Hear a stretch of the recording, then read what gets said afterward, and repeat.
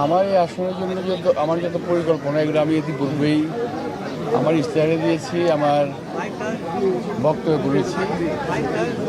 আসনের পরিকল্পনা তো এখানে একবারে ইলেভেনটি বলা যাবে না, তবে এলাকার কিছু সমস্যা আছে, সমাধান করতে হবে। আপনার বিএনপি বাংলা জাতীয়তাবাদী দল নিরঙ্কুশ যে বিজয় লাভ করলো, এই বিজয়ে আপনার অভিব্যক্তিটা প্রকাশ করুন।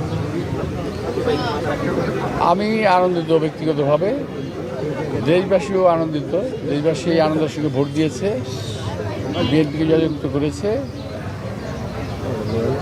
শহীদ রাষ্ট্রপতি জিয়া রহমান, বেগম খালেদা জিয়ার দেশপ্রেম এবং আমাদের তারেক রহমানের দেশপ্রেমের উদ্বুদ্ধ হয়ে এই রায়টা, ঐতিহাসিক রায়টা হয়েছে।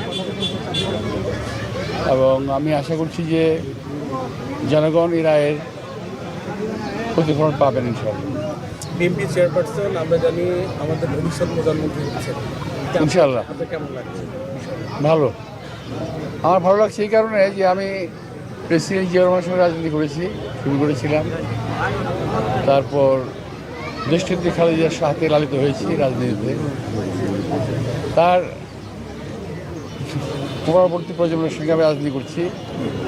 আজকে আমাদের চেয়ারম্যান, পার্টির চেয়ারম্যান তারেক রহমান সাহেব প্রধানমন্ত্রী যাচ্ছেন ইনশাআল্লাহ।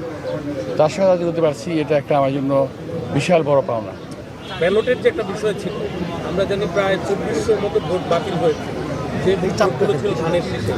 এই বিষয়টি নিয়ে আপনার এই রিটার্নিং কর্মকর্তার কাছে গিয়েছিলেন, এই ভোটগুলো বাতিল ঘোষণা করা হয়। এই ভোটগুলো যদি সংযুক্ত হতো, বাংলা জাতীয়তাবাদী দল বিএনপি ঢাকা 8 আসনে আরও ব্যাপক ভোটে জয়লাভ করতে বলে আমরা জানি। এই বিষয়টাকে আপনি কেমন? না, যে ব্যালটগুলো বাতিল করা হয়েছে এটা আসলে ঠিক হয় নাই, এটা একেবারেই অন্যায়ভাবে বাতিল করা হয়েছে। কিন্তু তার চেয়ে অনেক বড় বিষয় হলো যে এরা ভোট পূর্ববর্তী ওদের যে একটা প্রস্তুতি ছিল, আমি যেটা বারবার বলতাম যে একটা ইঞ্জিনিয়ারিং করবে ওরা, সেই ইঞ্জিনিয়ারিং করে ফেলেছে। এটা একেবারেই করে ফেলেছে, এটা আমরা বুঝতে পারি নাই। এবং কোন কায়দা করেছে এটা এখন আমরা বুঝতে পারছি, but it is very dangerous. জাতির জন্য এটা খুবই খারাপ একটা লক্ষণ। এটা ঠিক না, যেটা করেছে ওরা এটা ঠিক হয়নি। আমরা ধরেছি বিষয়টা, এটা ঠিক হয়নি, এটা করা ঠিক হয়নি। একটি বিষয় হচ্ছে বাংলাদেশের এবারের নির্বাচনে, ত্রয়োদশ নির্বাচনে সব থেকে আলোচিত আসন ছিল ঢাকা 8। সেই হিসাবে আমরা দেখেছি যে আপনার প্রতিদ্বন্দ্বী যিনি ছিলেন নির্বাচনের আগে, তাকে নিয়ে বেশ গণমাধ্যম, সামাজিক মাধ্যম সব জায়গায় চর্চিত বিষয় ছিল। বেশ কিছু অসংলগ্ন কথাও ছিল, এই বিষয় নিয়ে আপনাদেরও অনেক প্রতিক্রিয়া ছিল। তো নির্বাচন পরবর্তী প্রশ্ন অনেক লম্বা প্রশ্ন, বিষয়ের পর আপনার কোনো আক্ষেপ আছে কিনা? আক্ষেপ কেন থাকবে? আক্ষেপ থাকার কারণ তো দেখি না আমি।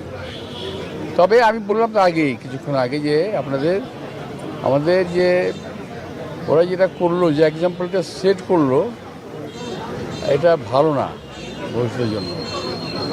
যেটা ওরা, আমি যেটা বললাম যে ইঞ্জিনিয়ারিং করেছে, এটা খুবই ডেঞ্জারাস। কারণ কি, এদের কোনো ভোট নাই, এত ভোট পেলো কীভাবে? আমি চিন্তা করি সেটা।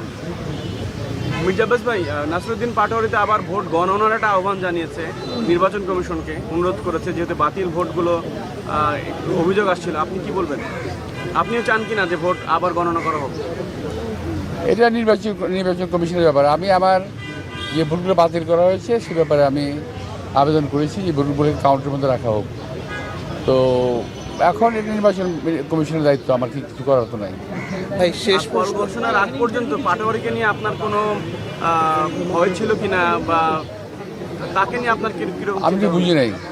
বা নির্বাচনে আপনি বিজয় হওয়ার আগ পর্যন্ত পাটোয়ারিকে নিয়ে আপনার কোনো চিন্তা বা কোনো আক্ষেপ ছিল কিনা তাকে নিয়ে? মানে সে কিনা একজন প্রার্থী সম্পর্কে আরেকজন প্রার্থী যেটা ভালো ভাবতে পারে, আমি তার সঙ্গে সেটাই ভেবেছি। ধন্যবাদ।